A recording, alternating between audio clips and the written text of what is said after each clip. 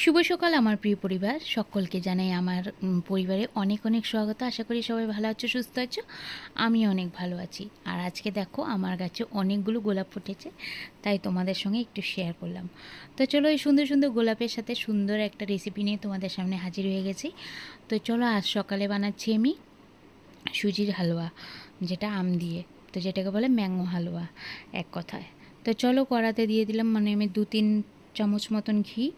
আর এখন দিয়ে দেবো সুজি। আমি 1 বাটি মতন সুজি নিয়েছি। তো এই বাটি 1 বাটি পুরোপুরি না, অল্প কমই আছে।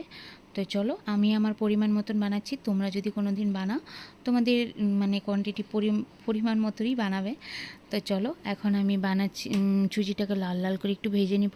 তো মানে হালকা হালকা ব্রাউন হলে তারপর আমি এর মধ্যে কিন্তু অ্যাড করে দেবো ড্রাই ফ্রুটস। আমি কিন্তু মিক্সড ড্রাই ফ্রুট নিয়েছি, যেটা আমি আগে থেকে ভাজিনি, আর সেটা আগে থেকে ভাজলে না খেতে ভালো লাগে না। তো চলো, এর একই সাথে আমি এখানে দিয়ে দিলাম ড্রাই ফ্রুটসগুলো।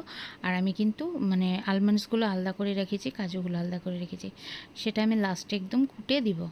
আর এখানে জাস্ট খালি আমি কিশমিশ টিশমিশগুলো দিয়ে দিয়েছি। আর এখানে দেখো আমি নারকেল কোড়া অ্যাড করে দিলাম।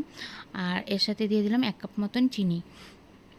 তো পরিমাণ অনুযায়ী সব কিছু অ্যাড করবে, তাহলে খেতে দারুণ লাগে। রান্নার মধ্যে না সব কিছু মানে পরিমাণ মতন হলেই কিন্তু স্বাদ লাগে। একটু মানে নুন বেশি, এই বেশি ওই বেশি হলে তাহলেই কিন্তু গড়বড় হয়ে যায়। তো চলো, এদিকে দেখতেই পাচ্ছ আমি 1 কাপ মতন একদম পুরো ক্রিম ক্রিম দুধগুলো নিয়ে নিলাম। তো বেশি সর আছে যেটা, সেটা নিয়ে নিলাম। আর এর মধ্যে আমি 2 কাপ মতন দুধ অ্যাড করেছি। তো 1 কাপ প্রথমে দিয়েছি, 1 কাপ পরে দিয়েছি, যেটা তোমাদের সাথে আর দেখানো হয়নি, স্কিপ হয়ে গেছে। তো চলো, কোনো কথা নেই। আর এদিকে দেখো, এখন করে রাখা আমের রসটা আমি এখানে ঢেলে দিলাম।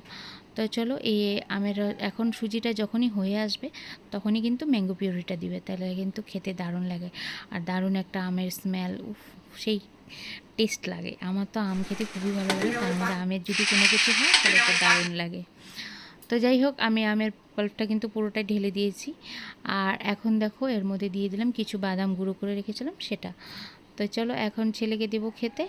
আর আমার সুজিটা কিন্তু বানাতে কতটুকু সময়, এমনিতেই সুজি বানাতে সময় লাগে না কিন্তু, আর খুব তাড়াতাড়ি ঝটাপট হয়ে যায়। আর এর সাথে যদি থাকে একটু লুচি, তাহলে তো দারুণ জমে যায়। তো যাই হোক, আমি কিন্তু আজকে লুচি বানাইনি, শুধু সুজির হালুয়াটাই করেছিলাম।